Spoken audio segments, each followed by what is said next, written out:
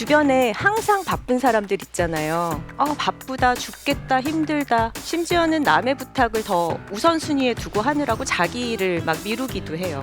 일을 잘하려면 어떻게 해야 할까요? 자신 있게 말해보세요. 그거 못하겠습니다. 그리고 그럴 때 자주 사용하는 단골 멘트가 있거든요. 이거 괜찮으니까 외워뒀다가 써보세요. Why not? Why not?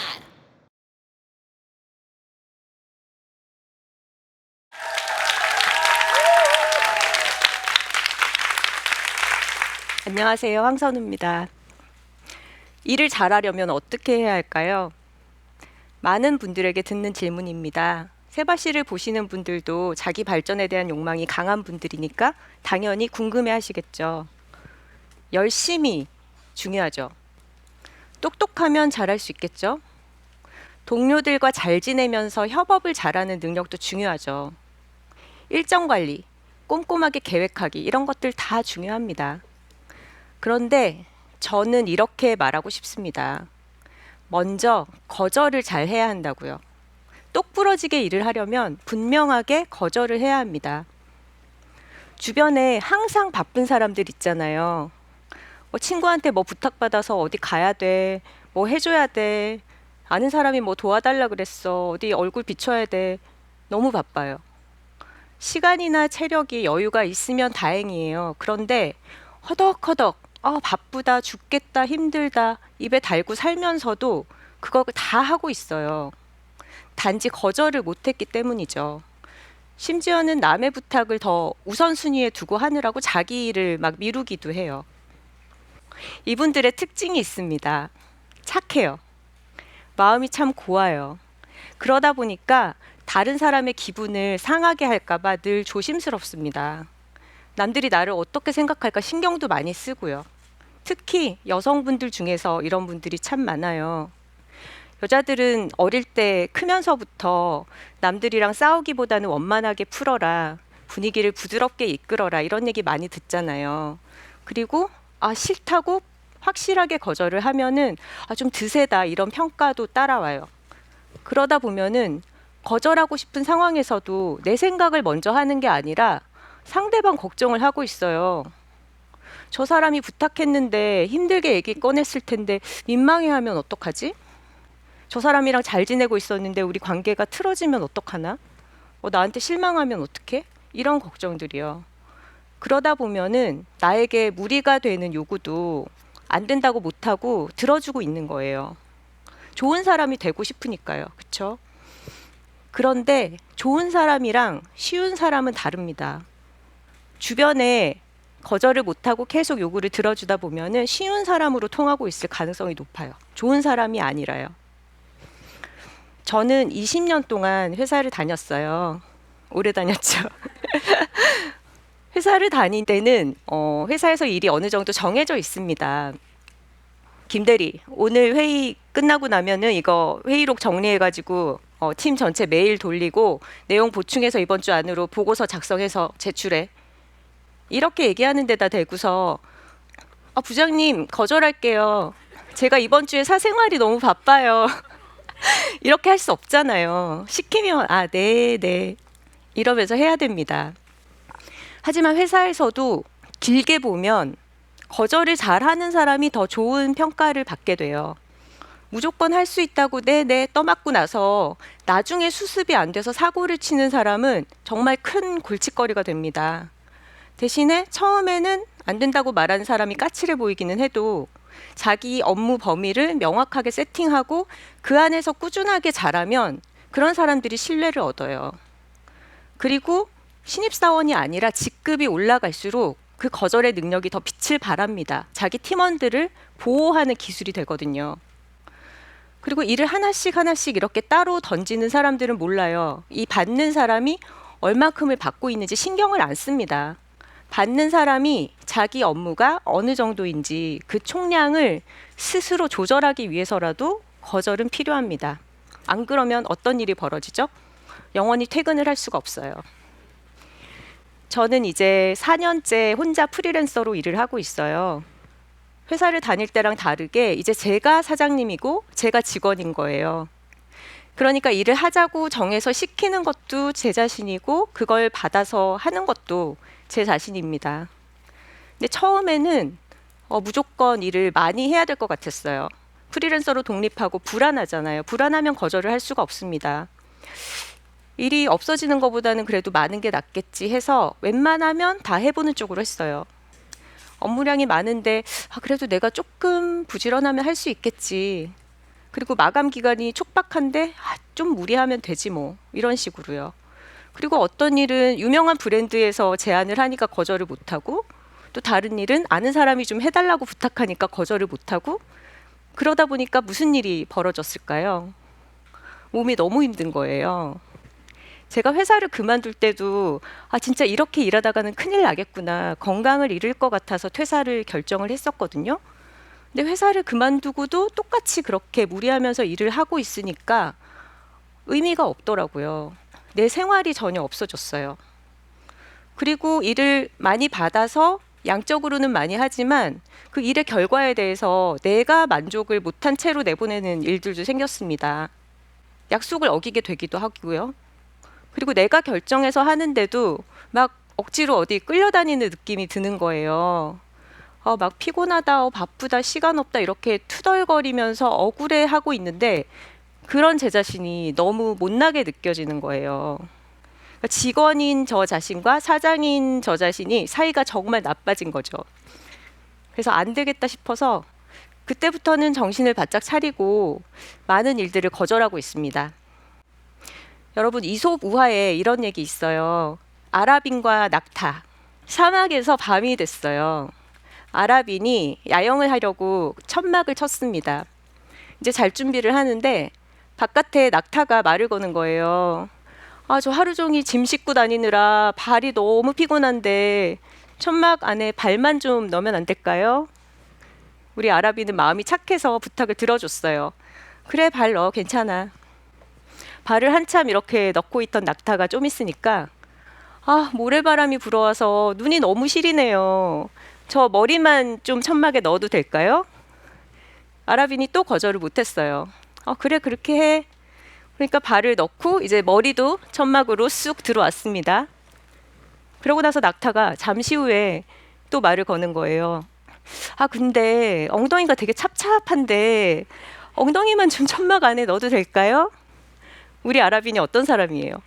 거절을 못하는 사람이죠. 착한 사람이죠. 그래, 그럼 엉덩이도 넣어. 그래서 낙타의 머리와 발과 엉덩이까지 이제 천막 안에 들어왔습니다. 낙타가 거기서 그치지 않겠죠. 천막이 너무 좁은 것 같은데 저 혼자 있고 싶은데 좀 나가주시겠어요? 아랍인은 결국 천막 밖으로 쫓겨나갔어요. 이 이야기에서 낙타가 무엇을 상징할까요? 저는 현대인에게 일이라고 생각해요. 그리고 천막은 자기 자신, 몸과 마음의 건강, 일을 계속 할 수 있게 만드는 어떤 생활 그 자체, 여유, 이런 것이겠죠. 근데 거절을 못하고 이 정도는 괜찮겠지, 이 정도는 문제 없겠지, 하나씩 하나씩 받아들이다 보면 그 부분이 조금씩 커지는 거예요, 낙타처럼. 나중에는 내 자신이 쫓겨나가는 결과를 낳습니다. 번아웃 얘기들 많이 들으시죠? 경험하신 분들도 계실 거예요. 저는 번아웃이 바로 이런 경우라고 생각해요. 생활이 일에 다 잠식당해 버리는 거예요. 일이라는 낙타에게 자신의 천막을 전부 내어주게 되는 거예요. 살면서 우리는 낙타를 정말 많이 만납니다. 네 시간 좀 내줘. 너는 빨리 하잖아. 이런 거 너한테는 너무 쉽잖아. 잘하는 거니까 좀 도와줘. 이런 요구들을 수용하기 버거울 때가 분명히 있어요. 그때 단호하게 노라고 말해야 됩니다. 낙타가 시키는 대로 끌려다니면 안 돼요. 우리는 일에 끌려다니는 게 아니라 내가 일을 끌고 가야 합니다. 그러면 어떤 일을 거절해야 될까요? 곤도 마리에라는 정리 전문가 들어보셨죠? 설레지 않으면 버려라 이런 말을 했어요. 저는 전문가는 아니지만 설레지 않으면 거절해라 이렇게 말을 하고 싶어요. 설레는 일은 어떤 일일까요? 내가 재밌게 잘할 수 있는 일, 내가 아니면 안 되는 일, 나를 필요로 하는 일, 그러면서도 내가 희생해서 맞춰줘야 되는 게 아니라 내 스스로가 좋은 조건과 환경 속에서 열심히 할 수 있는 그런 일, 그런 설레는 일들을 수락하려고 해요. 그렇게 설레는 마음으로 시작해도 여러분 어떻게 돼요? 일을 하다 보면은 시간이 흐르면 여러 가지가 얽히면서 힘들어지는 경우가 참 많습니다. 그럴 때는 그래도 처음에 이것을 받았던 마음을 되살려 보면서 잘 마무리를 해야죠. 근데 처음부터 여러 가지 이유로 망설여지는 일을 시작했어요. 그러면 똑같이 힘든 상황이 닥쳤을 때 파국입니다. 버틸 수가 없어요. 그 찜찜하던 작은 문제가 정말로 크게 악화되기도 하고요. 나 자신도 의욕이 그렇게 오래가지가 않아요. 근데 나중에 망쳐놓고 그때 가서 이 일을 받지 말걸 후회하는 건 너무 어려운 일이에요. 되돌릴 수가 없어요. 하지만 처음에 거절을 하는 건 몇 배 더 쉽습니다. 기억하세요. 거절은 절대로 상대방에게 잘못을 저지르는 일이 아니에요. 실망을 시키는 일이 아니에요. 나를 먼저 생각하셔야 됩니다. 내 영역을 지키는 작업이고 내 스스로를 보호하는 일입니다. 이제부터 진짜 유용한 기술을 알려드릴게요. 제가 실제로 거절할 때 항상 적용하는 3가지 룰이거든요. 여러분도 외워서 써먹으시기 좋을 거예요. when. 첫 번째는 when입니다. 거절의 답은 최대한 빨리 해야 됩니다. 빠르게 고민을 정리하고 얼른 답을 줘야 돼요. 상대방한테 기대할 시간을 주면 안 돼요. 그렇다고 해서 듣자마자 저 안 할래요. 이렇게 갑자기 거절할 수 없는 상황이 많잖아요. 한번 생각해 보겠습니다. 일정 살펴서 연락드리겠습니다. 이렇게 하잖아요, 보통. 근데 그러고 나서도 반나절 괜찮아요. 24시간 넘기면 조금 어려워요. 제가 정해 드릴게요. 1박 2일이 지나갔다? 2박 3일이 됐다? 그러면 그거 거절 못 해요. 왜냐하면 타이밍을 놓쳐버린 거예요. 그렇게 미적거리면서 시간을 끌면 그 시간을 끌었다는 점 때문에 미안해지죠. 그러면 더 거절을 할 수가 없는 거예요. 승낙을 해버리게 돼요. 제가 이렇게 말할 수 있는 게 태어날 때부터 거절을 잘하게 태어난 사람이어서가 아니에요. 저는 진짜 거절을 많이 당해본 사람입니다. 제가 20년 동안 회사를 다녔다고 했잖아요. 20년 동안 제가 한 일이 뭐냐면 패션 잡지사 에디터였어요. 겉으로 보기에 정말 화려한 직업이잖아요. 근데 안으로 들어가 보면은 잡지사 에디터 일이라는 게 진짜 하나부터 열까지 숨 쉬듯이 남한테 아쉬운 소리를 해야 되는 직업이에요. 누구 인터뷰를 하고 싶다 그러면 전화해서 섭외해야 되고요. 어디 촬영 장소에서 촬영 찍고 싶다, 사진을 찍고 싶다 그러면 그 장소의 허락을 구해야 됩니다. 그리고 누군가의 글을 싣고 싶다? 글 좀 써주세요. 부탁해야 되죠. 헤어 메이크업 스태프랑 일을 하고 싶다. 연락해서 스케줄 좀 달라고 얘기해야 되죠. 그렇게 한 달에 수십 건의 부탁을 해요. 그게 다 될까요? 당연히 안 돼요. 바로 오케이 해주면 너무 고맙지만 그 다음으로 고마운 사람은 누구냐면 빨리 거절해주는 사람이에요. 왜냐하면 제가 적어도 대안을 찾아볼 시간이 있잖아요. 그쵸? 거절은 빨리 하셔야 됩니다. 1박 2일 안 돼요. 반나절. 자, 다음입니다. how. 어떻게 거절할까요? 솔직해야 돼요. 이유를 있는 그대로 얘기합니다. 거절할 때는 거짓말을 하면 안 됩니다. 다른 핑계를 둘러대면 결국은 서로 헛수고가 돼요. 사실은 이 일을 거절하는 이유가 금액이 적어서인데 이번 달에 제가 시간이 안 돼서 못하겠습니다. 이렇게 얘기를 하면 그럼 다음 달에 해주신다는 뜻이죠? 알겠습니다. 사람들은 그렇게 들어요. 자신에게 유리하게. 근데 정말로 돈이 문제라면 솔직하게 얘기하는 거예요. 저 이거 하고 싶은 일인데 돈이 너무 적어서 못하겠어요. 하면 어떻게 되겠어요? 협상이 가능해져요. 그럼 돈만 문제시라면 제가 돈을 올려드릴게요. 많은 사람들이 그렇게 나와요. 그리고 솔직함에 더해서 거절할 때도 따뜻하고 예의 바르게 해야 됩니다. 우리가 거절을 할 때 이 사람이랑 영영 안 보겠다는 게 아니에요. 필요 이상으로 딱딱한 태도를 취하거나 냉정한 말로 거절하는 거는 그 거절의 상황이 민망해서 더 자기 자신을 보호하기 위한 심리에서 그렇게 되거든요. 예의 바르지만 따뜻하게 그리고 솔직하게 거절하면 됩니다. 마지막입니다. why? 왜 거절을 해야 될까요? 이거를 늘 생각하지 않으면 길을 잃어버려요, 여러분. 거절은 일을 잘하기 위해서 하는 거예요. 내가 감당할 수 있을 만큼의 일을 받아서 그것에 대해서는 최선을 다해서 정성스럽게 하겠다는 약속이에요. 그러니까 상대방이 실망하더라도 그거는 어쩔 수 없다는 마음을 가져야 돼요. 그건 그 사람이 해결해야 되는 문제예요. 거절을 하면은 까칠한 사람이라는 평가를 들을 수 있겠죠, 그쵸? 근데 거절 안 하고 일을 받아서 했다가 나중에 뭔가 잘못됐을 때 아, 저 사람 일을 못하고 무책임한 사람이야. 이런 평가를 듣는 것보다는 훨씬 낫습니다. 저는 보통 이메일로 거절의 뜻을 전하는 경우가 많은데요. 그럴 때 이제 승낙할 때보다 훨씬 빠르게 답장을 쓰고요. 훨씬 길게 공들여서 써요. 거절을 승낙보다 더 잘해야 된다고 생각해요. 그리고 그럴 때 자주 사용하는 단골 멘트가 있거든요. 이거 괜찮으니까 외워뒀다가 써보세요. 여차저차 이러저러한 사유로 이번에는 제안을 수락하기가 어렵습니다. 제가 본업에 충실해야 해서 그러니까 양해를 부탁드릴게요. 그리고 나중에 상황이 좋을 때 꼭 다시 같이 일했으면 좋겠습니다. 이렇게 보내면 대부분의 경우에 상대방도 굉장히 기분 좋게 받아들여줘요. 덕담을 나누면서 긍정적인 인상을 남기고 나중에 진짜로 다른 일로 연결되는 경우도 실제로 많았어요. 제가 본업에 충실하겠다는데 아니 본업 안 중요하니까 이거 먼저 해주세요. 그런 사람은 없겠죠. 본업을 잘한다는 거는 24시간 그것만 하고 있다는 건 아니에요.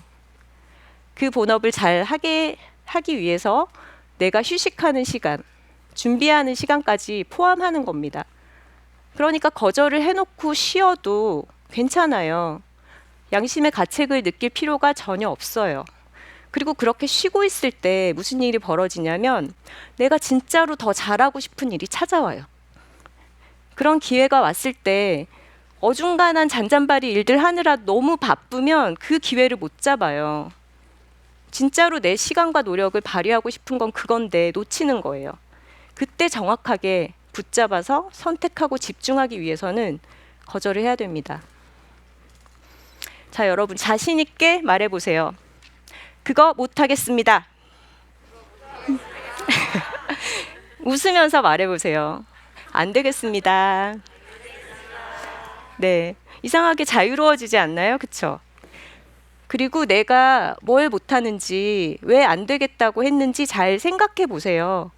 거기에서부터 더 잘하고 싶은 일, 정말 집중하고 싶은 일, 훨씬 더 우선순위에 두는 일들이 떠오를 거예요. 우리가 전기요금, 가스요금, 수도요금 이런 거 아끼잖아요. 그쵸? 그런 것들보다 내 자신의 시간과 노력이 훨씬 값지고 소중합니다. 스스로를 아끼세요. 그리고 정말 잘 하고 싶은 데다가 사용하세요. 바로 거기서 우리가 일을 잘하는 것이 출발하는 겁니다. 여러분의 소중한 천막을 낙타로부터 지키시기 바랍니다. 감사합니다.